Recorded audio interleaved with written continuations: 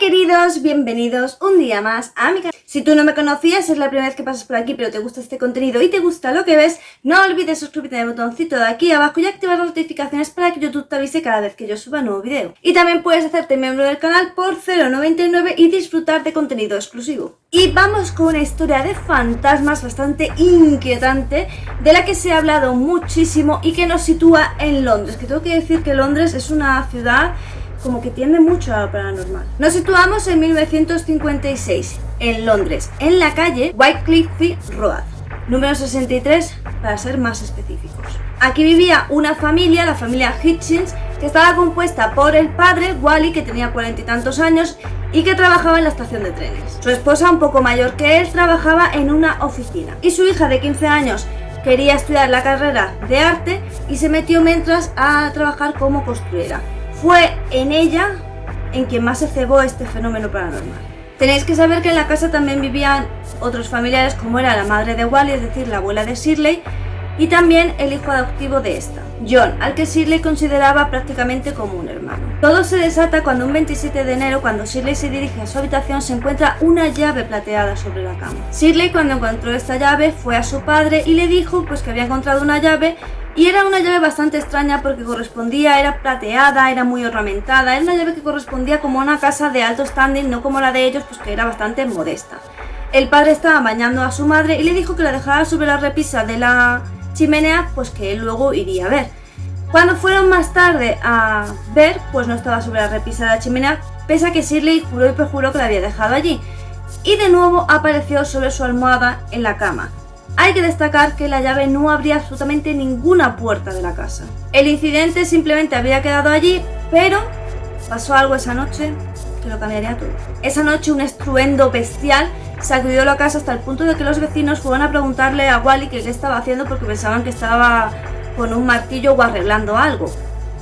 Ellos evidentemente no sabían de dónde venía y no sabían absolutamente nada del ruido, solo sabían que los había despertado, los había asustado y que sería el comienzo de su pesadilla. Tenéis que saber que estos ruidos se sucedieron noche tras noche tras noche e incluso pasaban a realizarse durante el día, por lo que la familia no dormía y estaban aterrorizados y muy cansados. Llamaron a la policía pero no averiguaron absolutamente nada, así que estaban ya completamente desesperados. Tenéis que saber que en Poltergeist es muy normal que haya pues efectivamente muchos ruidos y se les suele llamar como fantasmas traviesos e incluso se les suele relacionar con que suelen ser espíritus de niños o pueden ser demonios que se dedican básicamente a eso, a juguetear.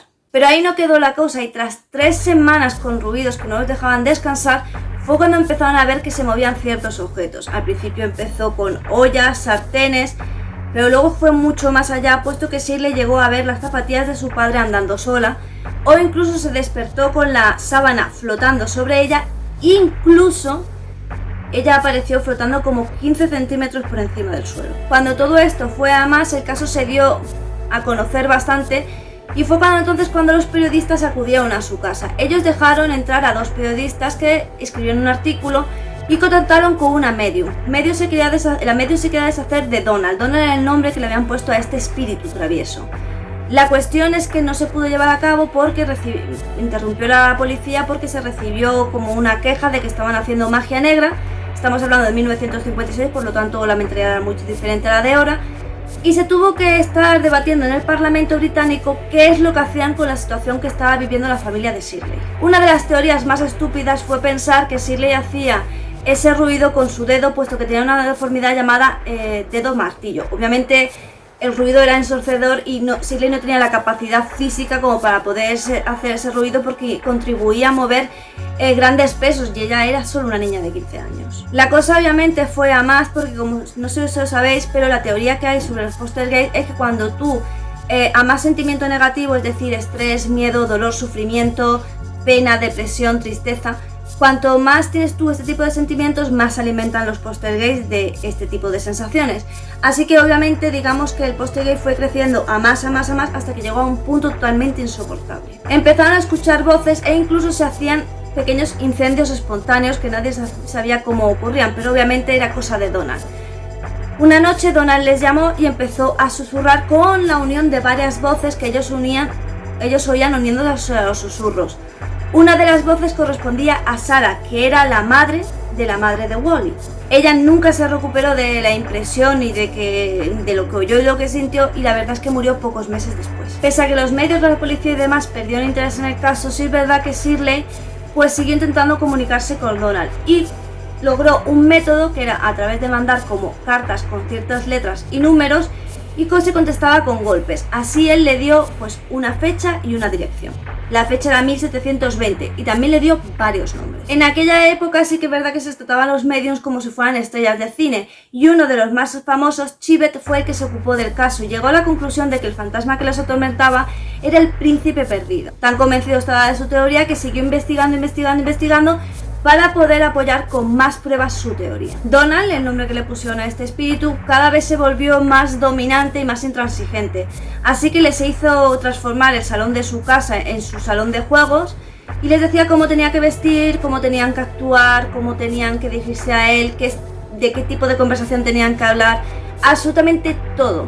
Y ellos vivieron dominados por Donald hasta que se mudaron. Se mudaron a otra casa en 1964. Y sí es verdad que dicen que sucedieron algunas cosas, pero muy esporádicas. Tenéis que saber que se estudió su caso muy de cerca. Y bueno, las notas que se encontraron realmente decían que habían sido todas escritas por las mismas personas, que no había ninguna que hubiera podido ser escrita por Donald. Pero sí es verdad que los vecinos dicen que ellos vieron ciertas cosas, como por ejemplo que la madre estaba elevada bastante en alto y se necesitaron 4 personas para bajarla. Y también dicen que es cierto que la familia estaba totalmente aterrorizada. Shirley hizo varios podcasts, entrevistas, diciendo que sí, que la gente se pensaba que era la niña que provocaba los pósteres, pero que ella no tenía nada que ver y que nadie sabía el miedo y el terror que había pasado durante esos años que vivió en esa casa, que realmente para ella fue horrible y que nunca en la vida hubiese fingido algo así, ya no por ella sino por el daño que le produjo a su familia. Tenéis que saber efectivamente que al final no se llegó a ninguna conclusión y esa casa no ha vuelto a presentar ningún tipo de problema. No se sabe si hay otra familia que se haya mudado allí o si ha pasado algo, pero la verdad es que Donald estaba particularmente obsesionado con Shirley, lo que de nuevo puede significar varias cosas que le diera por ella. Por ejemplo, el estado mental de una adolescente, que siempre es bastante diferente que al de un adulto. Pero como os digo, los vecinos y la gente que estuvo allí cooperando con ellos, intentando ayudarlos o intentando investigar qué ocurría, pues evidentemente decían que sea lo que fuera, ellos lo vivían como algo real, por lo tanto no les cabía duda de que ellos realmente habían vivido esas situaciones. Y nada más, queridos, espero que os haya gustado mucho el vídeo de hoy. Por mi parte seguiré haciendo este tipo de vídeos porque realmente me gustan mucho y me sé muchas historias de fantasmas. Así que bueno, solamente me queda decirte que por favor me regales un pedazo de like, más que nada porque los likes y los comentarios, comentadme que los comentarios me dan la vida, los comentarios y los likes ayudan a que el vídeo tenga feed, lo cual me viene muy bien, así que si quieres ayudarme de alguna manera con el canal, pues la verdad que me vendría muy bien que dieras ese like y que me comentaras algo de qué es el próximo vídeo, qué opinas, si tienes más datos sobre esta casa que yo no he dicho, he omitido porque tampoco quería hacer el vídeo muy largo, o que quizás simplemente yo no sé. Así que ahí abajo te lo dejo y coméntame. Y también recuerda que aquí debajo hay un servidor de Discord donde, bueno, te puedes reunir con nosotros y hablar de otros temas y de muchos más. Tampoco olvides suscribirte a mi canal secundario de cocina. Me haría mucha ilusión llegar a los 100 suscriptores y poder monetizar ese canal, aunque no lo voy a sacar mucho, pero bueno, es como una ilusión personal. También puedes seguirme por mis redes sociales y recuerda que aquí se sube vídeos los lunes, los miércoles y los viernes. Y sin nada más que decir, solo me toca decirte adiós.